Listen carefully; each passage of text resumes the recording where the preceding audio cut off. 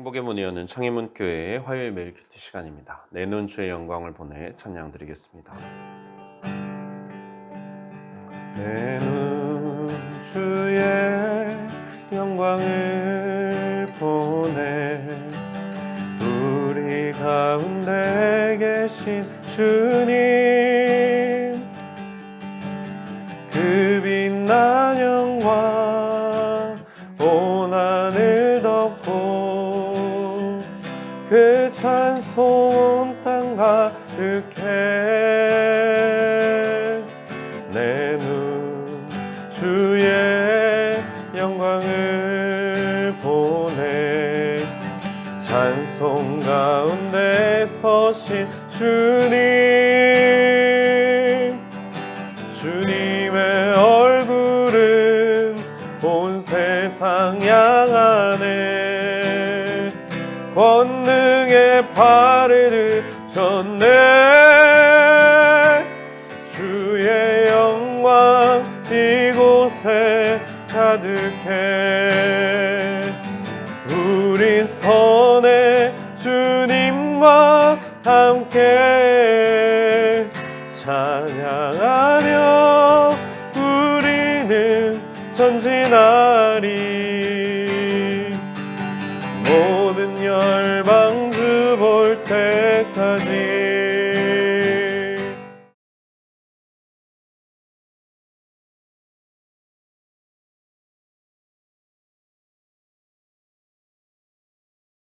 제24장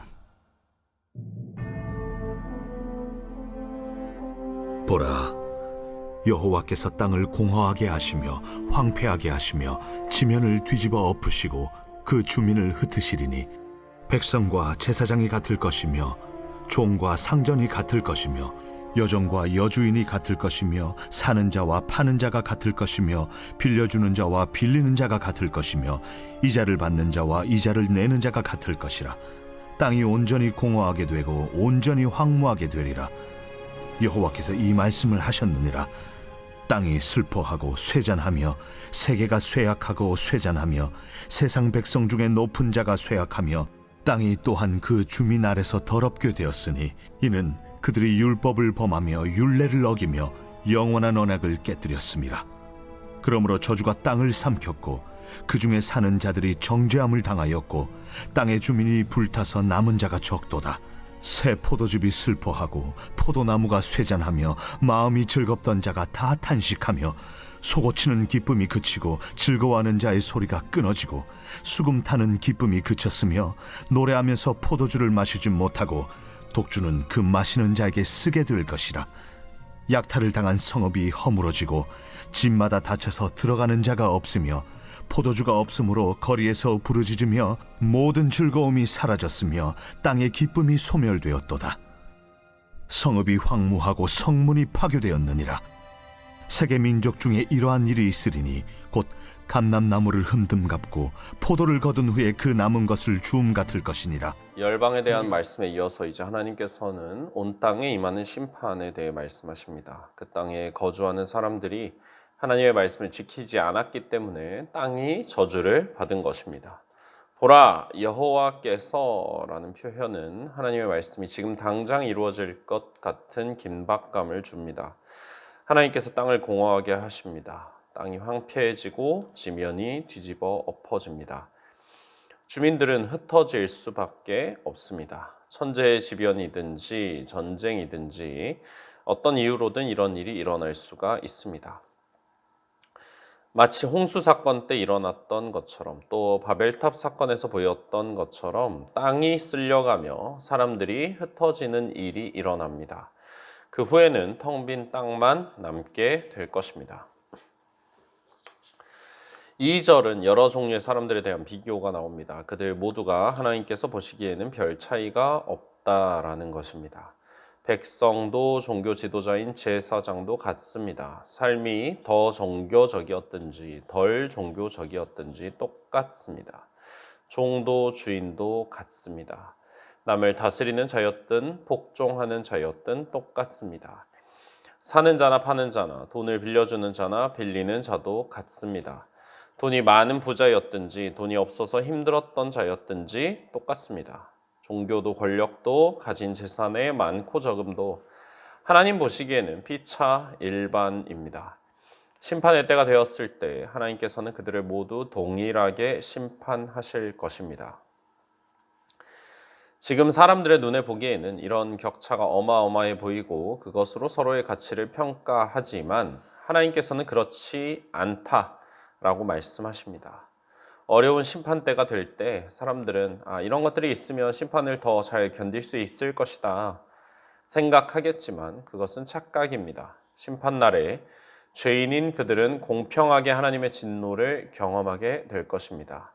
세상이 높이고 추구하며 평생을 쫓는 그 가치가 사실 얼마나 헛된 것인가 성경은 분명하게 보여주고 있습니다. 땅은 온전히 공허하게, 온전히 황무하게 될 것입니다. 하나님께서 행하시는 심판이 완전하고 확실하다는 것을 강조하고 있습니다.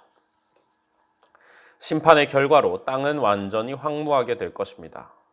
여기서 황무하게 된다라는 표현은 누군가에 의해서 약탈을 당한다라는 의미를 가지고 있습니다.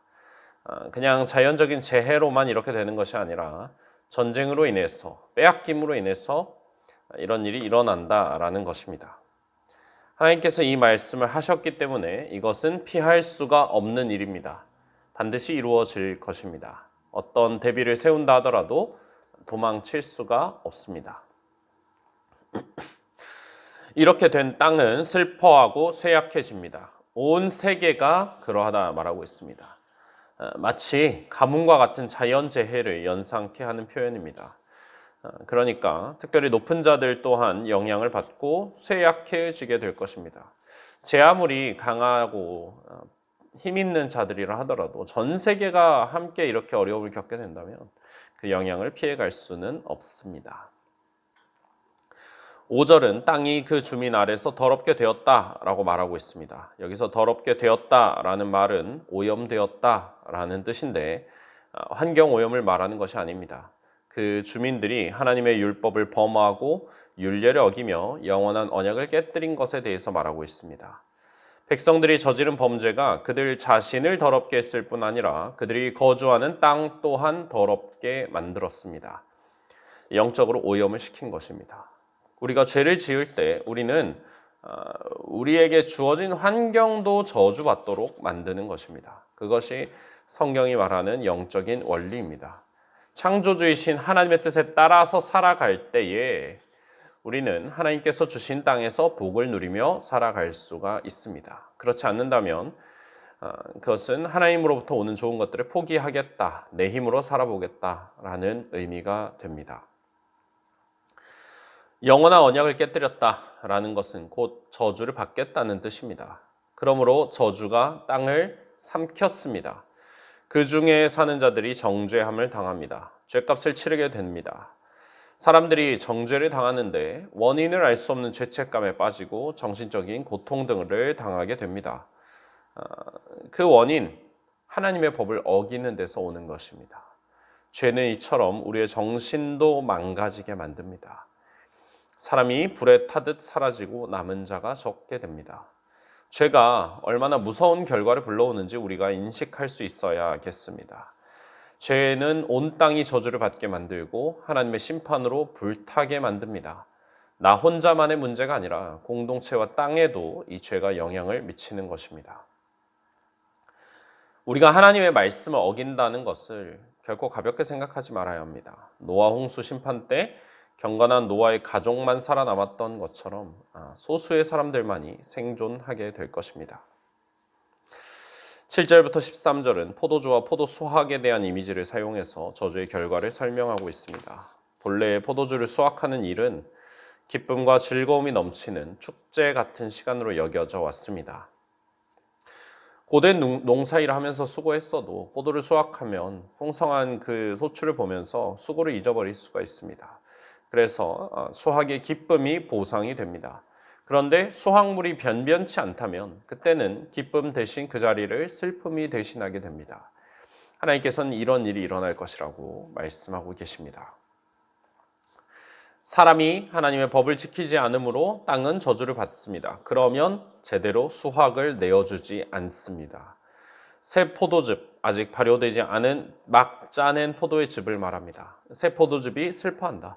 포도나무가 쇠잔한다 말하고 있습니다. 포도나무도 포도도 상태가 좋지 않고 시들시들합니다. 그러니까 그걸 보는 사람들도 즐거움이 있는 게 아니라 그 대신 탄식이 가득합니다.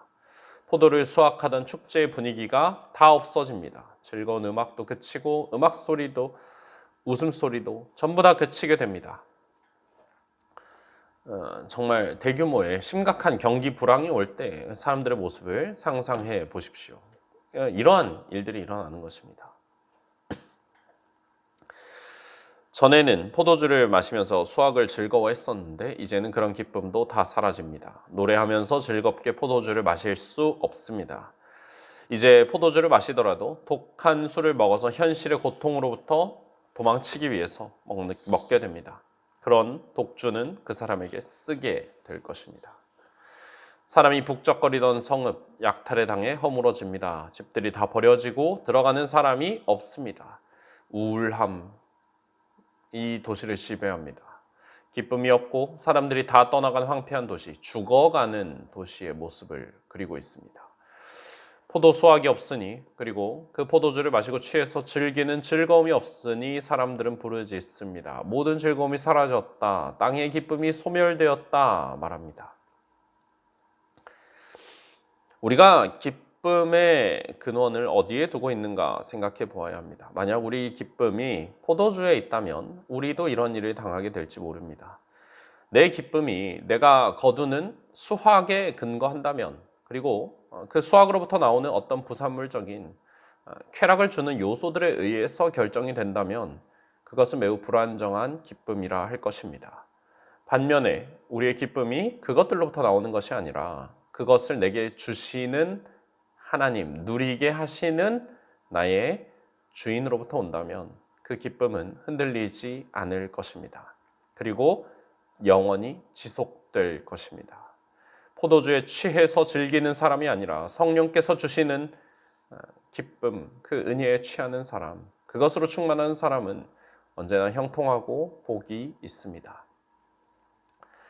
성읍이 황무해지고 성문이 파괴됩니다. 더 이상 제대로 기능을 하지 못하고 폐허가 되어버린 도시의 모습입니다. 13절은 이런 일이 운 나쁜 몇 도시에만 일어나는 것이 아니라 세계의 민족 중에 일어나는 일이라고 말씀하고 있습니다. 세상의 모습은 열매를 다 따버리고 몇 개 남은 감람나무, 포도를 다 수확하고 땅에 떨어진 몇 개의 포도알, 그 정도로 보일 것입니다. 하나님을 하나님으로 인정하지 않는 사람들에게 이런 일이 일어납니다. 하나님의 영광을 인정하지 않는 사람들은 그들의 영광이 사라지는 것을 보게 될 것입니다. 온 땅이 우리의 영광으로 가득한 것이 아니라 하나님의 영광으로 충만하다는 것을 우리는 기억해야 합니다. 이것을 인정하는 자가 복되다는 사실 우리가 기억하며 오늘도 주님 앞에 나아가시겠습니다.